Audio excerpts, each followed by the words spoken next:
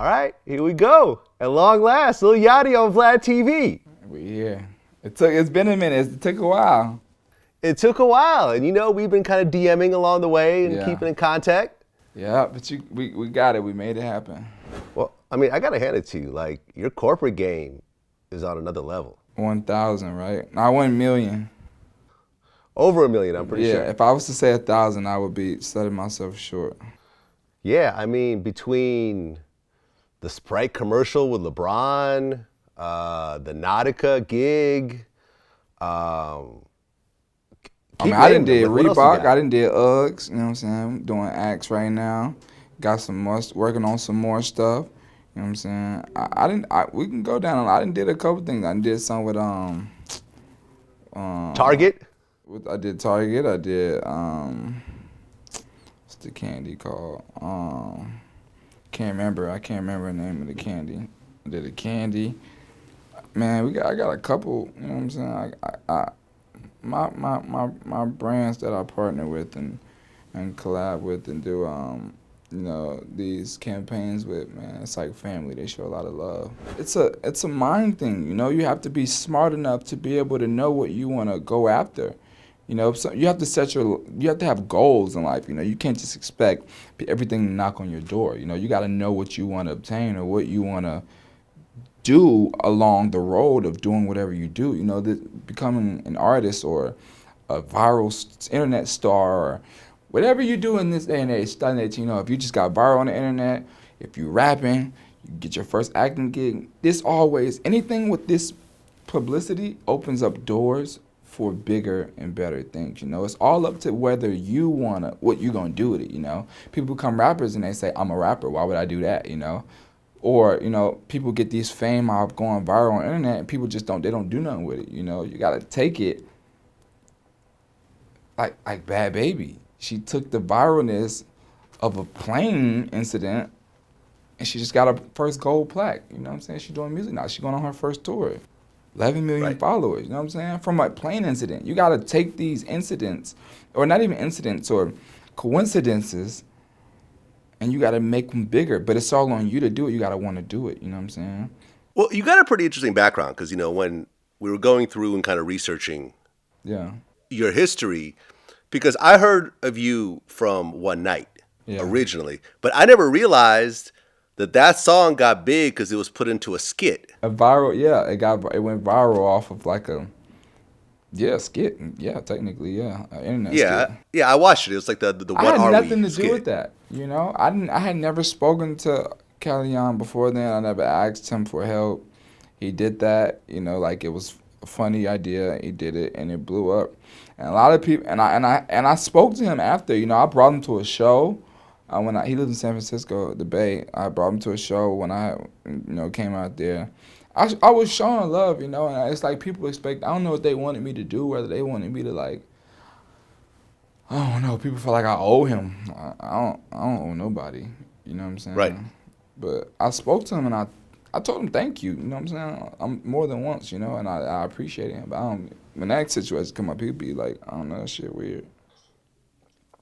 Well, I mean, before then, was the song gathering steam on its own, or was it just something he just discovered? Yeah. Once that happened, it really blew up, like millions on millions on millions, you know what I'm saying? Okay, so before then it was just thousands? Yeah, it was probably like 20,000, maybe 15. I don't remember exactly, but it was thousands. It definitely wasn't no million, or I don't know. I don't think so, nah, yeah. I mean, it's crazy the way the internet works because, and this is not to take anything away from what you've done because you took it and you ran with it like crazy. But had that not happened, you could still be that struggling SoundCloud rapper. Struggling college SoundCloud rapper, yeah. But I feel like, bro, yeah, you're right. Yeah, you're right. Yeah, you're right. Yeah. Yeah, no, and listen, and at the end of the day, it's not about the opportunity you get, it's what you do with that opportunity. That's what I've been trying to say. You know what I'm saying? 100%. You gotta multiply that shit. Just like any amount of money you get some money. You gotta flip it, bro. Don't spend it. Don't spend your first check. You double it. You triple it. If I was someone who got famous off of an internet IG video, bro, I would take that and flip it. Like Fat Boy, he got viral, man. He do all these paid promotions, sponsors, club events. You're supposed to flip it, bro. You gotta be smart, you know what I'm saying? But I gotta give a lot of credit to my management. You know what I'm saying? I can't just take all the credit. You know, Coach and P really taught me the way up, you know, the route and like what we about to do and how we gonna do it, and it's gonna work like this. And you know, I really, you know, I love to learn, and with them too, I learned so much about this industry, and yeah, they really helped get me to where I'm going. You know, it was a collaborative effort of me being the type of person I am, the outgoing person I am, and you know, them, you know, having the connections and knowing what I can do, just putting it in position. No, absolutely. I mean, I remember once I was hanging out with Coach K, and he was like, "Yo, I got this new group called the Migos. Yeah. You know, can you do their first interview?" And I'm like, "All right, fuck it. Never heard of them before." How did the name Migos come about? Us as a team, we always just ran the streets crazy, going crazy out on the street. Just decided to call ourselves Migo Gang. You know, Gwinnett, that's where the real Migos at. Yeah, that's where the Migos at anyway in Gwinnett. We just called ourselves Migo. We just doing our thing, and then we just came together as a group, as a rap group. Okay. Everybody tried to rap, but we just, you know what I'm saying, just distinguished, you know what I'm saying, just kept it tight. Did the interview, didn't really think nothing of it. Versace, you know, Drake hadn't jumped on Versace yet. Yeah. Years later, now look. Yeah. You talking about the interview in the studio? Yeah, exactly. Legendary. Exactly. Yeah, man. I feel like I'm the only hip-hop guy over 40 that actually defends you in interviews. Yeah, probably. Or probably over.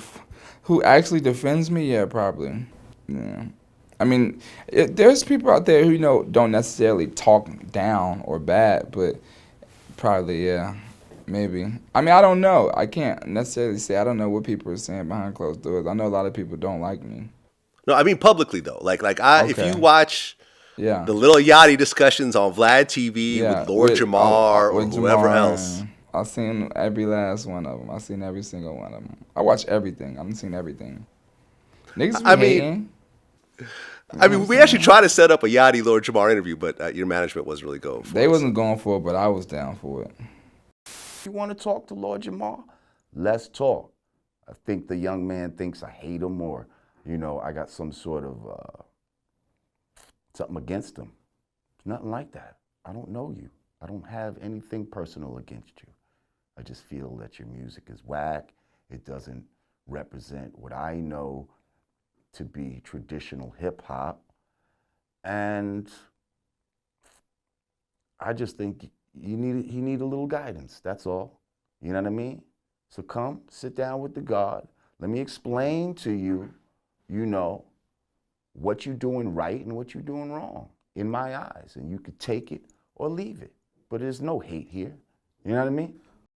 What do you think about Lord Jamar's stance about you? I mean, that's his opinion, but I would still like to converse, you know. I think, you know, he doesn't know me, you know, but who am I to, I don't care who don't, you know, I'm not trying to get nobody to know me. I'm not here to say, bro, you don't even know me, you don't understand me, you know, I don't give a fuck. I'm rich as fuck. Fuck all that shit, bro. I don't care about that shit. But for a nigga that old and, you know what I'm saying, to be, you know what I'm saying, same color skin, bro, you supposed to like, and then for me, I haven't done nothing to the nigga, you know what I'm saying? Niggas should be rooting for a nigga, bro, a young black nigga, bro. You know what I'm saying? We supposed to be on the same team. I said, these niggas be hating, bro. Nigga ain't heard nothing but radio songs. You know, I know he ain't heard nothing but shit to put on the radio. You know what I'm saying? It's all love, though. It's all love on this end. You've kept people talking ever since you came out. Of course. It's not purposely, though. It's not like I sit in the studio or sit at home and think like I don't try to do things like that. Like I've never said, let's think of something to do to get everybody mad. You know what I'm saying? Or to get everybody upset or talking. Like when I did the cover for Teenage Emotions, I did not do that with the intent of, ooh, this gonna piss niggas off. You know what I'm saying? I did it like in the intentions of like, this is really gonna bring things together. This is really gonna bridge a lot of things, you know what I'm saying? Putting two gay men on the cover, rap cover, you know what I'm saying? Just I thought it was I thought it was. I still think that it's cool, you know. And I think that it was the right thing to do, and yeah, I don't know. I don't get people. I don't get niggas. Well, I mean, that was interesting because I remember reading the definition of why you did that. Because basically, from what you said, is kind of being an outcast yourself. Mm-hmm. You wanted to put all the outcasts of society sort of on one cover and showcase it. You know, and you got two guys kissing. You know, you have like a fat girl. You have a girl, I think, with Villa Largo, and you know what I mean, kind of like I think a goth type girl and so forth. Yeah, we got. I put everything. You put all that together. Yeah, I came up with all of it. Right. A lot of people thought it was like some label shit. Well, I think people kind of ignored most of the rest of it except for the two guys kissing. Yeah, they did. Honestly, no one even saw the message. Nobody even got the message. It was honestly just like, I mean, the youth got it. No, the youth really understood it. But when it came like hip hop, man, people were so like,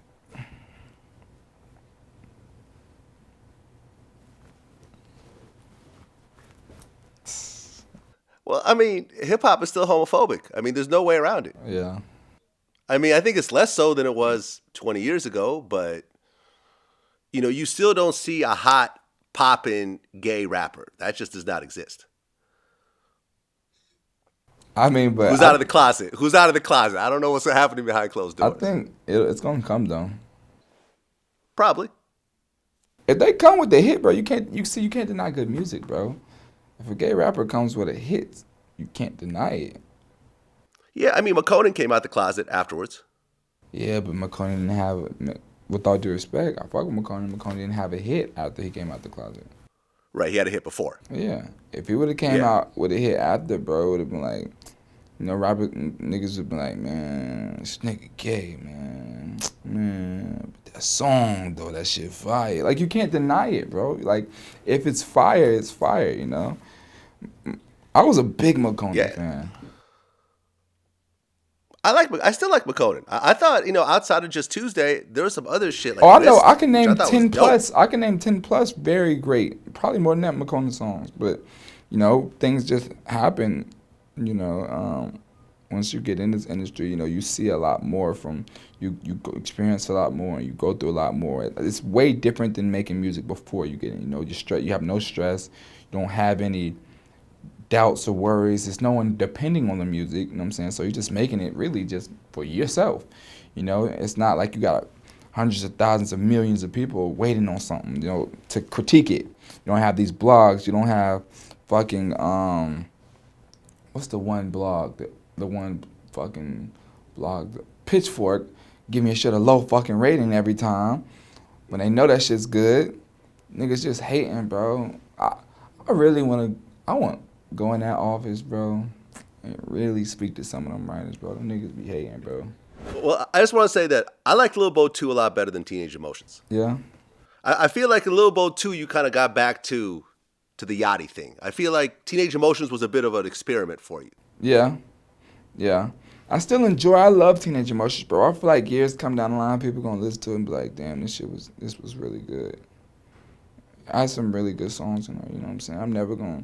But Lil Bo 2 was really honestly, the crazy thing about that, it was way easier making Lil Bo 2 like Teenage Emotions, bro. Like, it was so easy to make that project. Like, I was really stressed when I made Teenage Emotions. I was trying so hard to make a commercial project. Mm-hmm. You know what I'm saying? But yeah, and that's what it sounded like. It sounded like you were kind of getting off what people kind of knew you for on that album. Not purposely, like but you were trying to make a it wasn't purposely, album. But that's where it went. You know what I'm saying? I kind of got too wrapped up in like mainstream, blah blah blah. But that's all good, man. I found my swag. We here. It's easy. Yeah. Well, I mean, when it comes to what they call mumble rap, I feel like you've been the poster boy for that. Because I'm the one who speaks up, you know. I'm the one who, I've been going on all these interviews, and I'm the one taking all the flock for everything, because I be speaking, I be talking. Don't nobody else say shit, because don't nobody else really give a fuck. Niggas don't really give a fuck. You know what I'm saying? I be doing this shit because I already feel like I'm already in it. I be feeling entitled to speak because I don't know, ain't nobody else gonna do it. If every new rapper was quiet, didn't do no interviews, man, niggas would be hating, bro. You know what I'm saying? And with no one to back it up, niggas would just be talking crazy. But I ain't gonna let nobody talk crazy about me, bro. Well, I mean, when you hear the term mumble rap, yeah, does it bother you, or do you? No, it don't bother me. Although I still feel like it don't relate to me, but it doesn't bother me. I be talking with grills sometimes, you know, so it may sound sometimes like I mumble, you know what I'm saying, when I speak. Some interviews, because I be having grills and I just got, my voice is different, you know what I'm saying? So, I don't know, niggas is weird. A lot of people be thinking I be, like, high. I don't do drugs, bro. I ain't smoked weed in, like, damn near 6-7 years, you know what I'm saying? Since, like, high school, like, beginning of high school, I don't do drugs, bro. And I never been drunk. I don't do that shit, you know what I'm saying? So, niggas trying to just accuse shit, niggas just be hating, bro. That's the way I talk, bro. It is what it is. Well, I remember, like, I was listening to the Montreality interview, and you were spitting something, and what I realized when you were rapping or singing, however you define it, it actually sounds like you're auto-tuning your voice in a way. When I talk? Well, when you were rapping, or when you were doing that little verse. You talking about I did the verse for I did my verse I did for Swiss Beats? I'm not sure what verse that was, but it was like, because your stuff kind of sounds like auto-tune sometimes, but I'm starting to realize that's kind of your voice. When sometimes it just sounds like that, yeah. Can you give me an example of what I'm talking about? Hell no. I cannot, Vlad. I cannot give you an example of what you're talking about because I'm not going to make myself sound crazy if it don't come out the right way. All right, fair enough. I had read that you actually lost your virginity at 19. Yep. Like the end of 18, maybe 19, yeah. Was this after? I lost my virginity like senior year of high school. But it was only like one person though. Like I didn't really start really getting none until like 19. I mean, you talk about Atlanta, 18. That seems kind of on the older side of things. Bro, I wasn't the type of nigga that I am now. You know what I'm saying? I wasn't cool like that. I was, you know what I'm saying? I like clothes, but I ain't just have bitches like that. You know what I'm saying? I've been had red hair and shit, so I was kind of weird to people. You know what I'm saying? I always had kind of had some confidence because I just knew I could dress. You know, I had a certain style, but I ain't gonna lie, I ain't have bitches like that. You know what I'm saying? I wasn't just fucking. You know what I'm saying? I had a girlfriend, took a nigga's soul, you know what I'm saying? And if it wasn't for her, I wouldn't have had sex with her because I was damn sure scared. So, yeah, I ain't really started really getting that until like 19. I mean, you go from having sex with one girl at 18 to suddenly you're Lil Yachty. you're doing shows. You know what I'm saying? I don't know what you're talking about. Like, you don't know what I'm talking about? Nah. No idea whatsoever? I'm just making all this up? Oh no. I don't know what you're talking about. You don't know what I'm talking about? Nah. I'm happy. I am so happy to be the person that I am. Hey man, listen, at the end of the day, women are attracted to success. I'm not gonna agree with you on that because that's gonna. You're not. That's gonna make a lot of women very Most mad. men would agree with me, but go ahead. That's just to say that and categorize and put a stigma on women. I wouldn't even do that. Those are you do not want to upset women. You know that's okay. I'll upset old hip hop rappers. I'll upset anybody else, but I am not going to upset women. So you're on your own on that one. All right, so I'll just say it. Women, I've found in my many years on this earth that women are attracted to stability. Okay. Men are attracted more so to looks, but women are attracted to stability just biologically. So when you are a man that has success, that has wealth and so forth, a lot of times the roles get reversed. And I can definitely say that I've had more women attracted to me since I got money. You know, that's what makes it so hard for me to get a girlfriend, you know, and just to like really actually find somebody I like because you just never know what the motive is. So have you not had a girlfriend since you blew up? I've had a girlfriend, but it didn't last long. Man, listen, you're what, 20 now? It don't need to last long. I turned 21 in August. I be trying not to rush it because I'm so young, you know what I'm saying? Like, I got years to go, you know what I'm saying? And being, like, certain things that I experience, I be really wanting to experience with somebody, or, like, just even talk to somebody about something that's going on in my life, you know what I'm saying? Because so much goes on, and it's like, man, you just want to, like, have somebody share it with.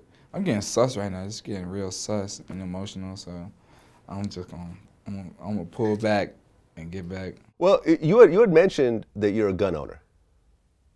Yeah, I got like 6-7 guns. I'm a legal gun owner also, and I have been for a long time. Yeah, it's you're in LA, right? Yeah. Yeah, I mean, in the South, the gun laws are different. You can buy a gun at 18, no license, no nothing. You can buy a gun at 18. Right, and you can get a carry license down south hella easy. Yep, just had to have no felons. Right, exactly. Like, I have guns in my house, but I don't have a carry license, which is why when I have my security, I have security with carry license because I can't carry myself. Yeah, it's different out there. Yeah, it is. So same thing with New York. I also live in New York, and once again, I nothing in New York though. Yeah, you can't hold nothing in New York. Yeah, no. Oh, I mean, when you look at what's happening with, like the March for Our Lives, and the shootings that happened and so forth. Killer Mike just got beat up real bad over his NRA interview. I didn't know that. What's that? I didn't know that. Yeah, Killer Mike did an interview with NRA TV, and they dropped it on the same day as the March for Our Lives. What's NRA? National Rifle Association. Okay. That's the big gun lobby. That's the big organization that fights to keep guns legal. You're not talking about beat up literally. You're talking about like verbally. No. I beat seen up that. on A lot the of people internet. I thought you were talking about he literally got jumped. No. I seen a lot. Like I seen Big Mensa and a lot of people. You know what I'm saying on him. I'm not gonna lie to you and just act like I know what's going on. I'm not. I really wish I did right now. You want to tell me what he said so I could piggyback off it? Because I rightfully respect Killer Mike 100%. He knows my father. He's known my father for years. So I want to know what he said just so because I really want to ride with him regardless. I just want to know what he said first because I respect Killer Mike. Well, I mean, I quickly went through the interview, so I don't want to misquote him myself. But Mike believes in gun rights, as do I. Oh, if that's what he said, then yes, I do.